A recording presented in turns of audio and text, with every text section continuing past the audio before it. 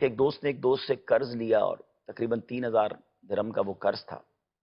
Time پورا ہوا، اس نے پیسے مانگے، اس نے کہا پیسے تو نہیں ہے میرے پاس، تو کولیپس ہو گیا بزنس، اب رہا ہی کچھ نہیں ہاتھ میں. اس نے کہا بھائی میرے پیسے ہیں، اس نے کہا میں دے دوں گا، مگر ہے نہیں میرے پاس. وہ مانگتا رہا، وہ ڈیلے کرتا رہا، آخر وہ کورٹ میں چلا گیا. جج نے کہا ٹھیک ہے پیسے دینے، اس نے کہا بالکل دینے. کہا 30 دن ہے، اگر 30 دن میں دے دو گے تو ٹھیک ہے، ورنہ پھر مجبوراً تمہیں قید کرنا پڑے گا. اللہ بندہ آیا گھر پہ، پیسے تو پھر بھی نہیں تھے. اب اس نے شاید یہ حدیث پاک سنی ہوئی تھی، واہ بھائی مصیبتیں پریشانیاں دور کر دیتا ہے درود پاک. وہ اس نے کچھ اور تو نہیں کیا، وہ درود پاک پڑھنے لگا. سبحان اللہ. 27 دن لگاتار وہ دن رات شام درود پڑھتا رہا. 28ویں رات آئی تو خواب میں اس کو کسی نے کہا کہ گھبراؤ نہیں، وزیر ہے علی بن عیسیٰ، اس کے پاس جاؤ تمہارا قرض ادا کر دے گا. صبح وہ اٹھا، سوچنے لگا پتہ نہیں کس نے خواب میں کہا ہے. 28واں دن بھی درود پاک پڑھا. پھر رات سویا تو اب نبی پاک خواب میں تشریف. سبحان اللہ. آقا علیہ السلام نے فرمایا علی بن عیسیٰ کے پاس جاؤ تمہارا قرض پورا کر دے گا. اللہ. صبح اٹھا، خوش تو بہت تھا کہ نبی پاک کی زیارت ہو گئی، مگر سوچنے لگا میں وزیر کے پاس جاؤں گا، اس نے کہا کوئی نشانی، کوئی ایویڈنس، کوئی پروف، میں کیسے مان لوں کہ تمہیں نبی پاک نے بھیجا؟ صحیح، اور اتنی بڑی رقم ہے، اتنی بڑی رقم میں تمہیں دے دوں. تو اب اسی تذبذب میں وہ دن بھی گزر گیا، درود پاک وہ بھی پڑھتا رہا.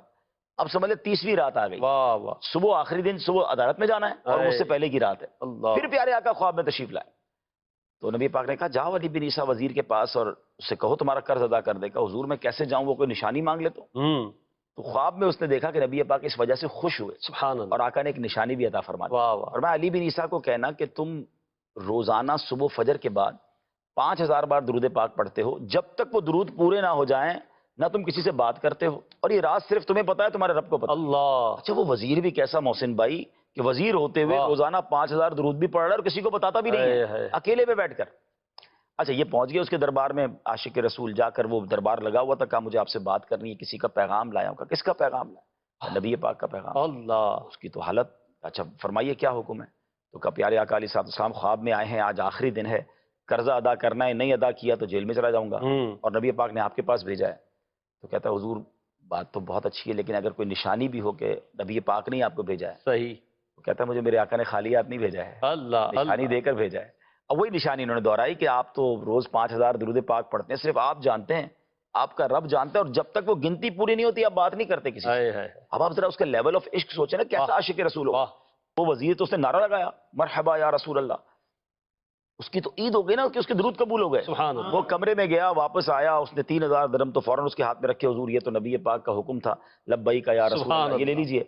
اچھا 3,000 اور لیجئے، اتنی اچھی خبر لے کر آئے آپ، میرے گھر پہ ایسے پیارے قدم لگائے آپ نے. اچھا 3,000 اور لیجئے، اس سے کوئی کاروبار بھی شروع کیجئے، اور ایک مہربانی کیجئے زندگی میں آئندہ جب بھی کوئی کام ہونا آپ نے میرے پاس ہی آنا، میں آپ کا بھائی. اب یہ دیوانہ تو خوشی خوشی پہنچ گیا عدالت. اچھا وہی دن تھا عدالت میں جانے کا. اچھا وہاں ایکسپیکٹڈ سارے لوگ یہی کر رہے تھے کہ آئے گا کہے گا پیسے نہیں ہے، عدالت کہے گی گرفتار ہو جاؤ. اس نے جاتے ہی جج کے ہاتھ میں پیسے رکھ دیے. اللہ اللہ. جج شاکڈ، یہ کیسے، یہ کہاں سے آئے بھائی، کدھر سے آئے پیسے؟ اچھا جج کہتا ہے پیسے مقدمے کا بعد میں فیصلہ ہوگا، پہلے بتاؤ لائے کدھر سے؟ تم تو کہتے تھے کاروبار نہیں ہے، تم تو کہتے کولیپس ہو گیا ہوں. اب اس دیوانے نے جو ہے نا اس بھری عدالت میں اپنا واقعہ سنایا. گویا زبان حال سے یہ کہا کہ اتنا دیا سرکار نے مجھ کو، اتنی میری اوقات نہیں، یہ تو کرم ہے ان کا ورنہ مجھ میں تو ایسی بات. اس نے بھری عدالت میں پورا واقعہ سنا دیا. اچھا اس زمانے کے کیسے لوگ عاشق رسول ہوتے تھے. جج صاحب اپنی سیٹ سے کھڑے ہوئے اپنے چیمبر میں اپنے روم میں چلے گئے. واپس آئے، اس بندے کے ہاتھ میں 3,000 درہم رکھے کہ سارا ثواب علی بن عیسیٰ ہی لے جائے، میں بھی تو نبی پاک کا امتی ہوں. جج صاحب کہہ رہے ہیں. واہ واہ.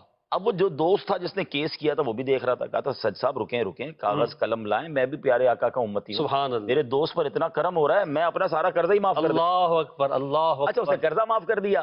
تو وہ جو جس پر کیس تھا وہ کہتا ہے جج صاحب ہوں تسی تواڈے 3,000 تو واپس لے لو نا، اب یہ پیسے آپ واپس لیں، میرا تو قرضہ ہی معاف ہو گیا.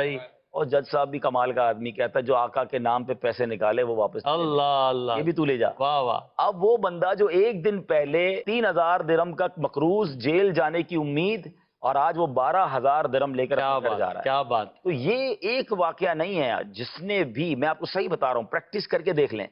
کئی لوگ کہتے ہیں یہ ٹینشن وہ ٹینشن، آپ روز کے باوضو ہو کر 1,200 بار درود پاک پڑھنے کی عادت ڈالیں، نبی پاک کا تصور جمائیں، آقا علیہ السلام کی طرف اپنی فریاد پیش کریں، آپ چند دنوں میں اپنی مشکلیں حل ہوتی بھی، آپ اپنی نگاہوں کے سامنے ریلیکسیشنز دیکھیں گے، چیزیں سیٹل ڈاؤن ہونا دیکھیں گے. مگر مسئلہ ہم 1-2 دن پڑھتے ہیں، اس کے بعد ہم ادھر ادھر ہو جاتے ہیں. جی. بہرحال دکھوں نے تم کو جو گھیرا ہے تو درود پڑھو، جو حاضری کی تمنا ہو تو درود.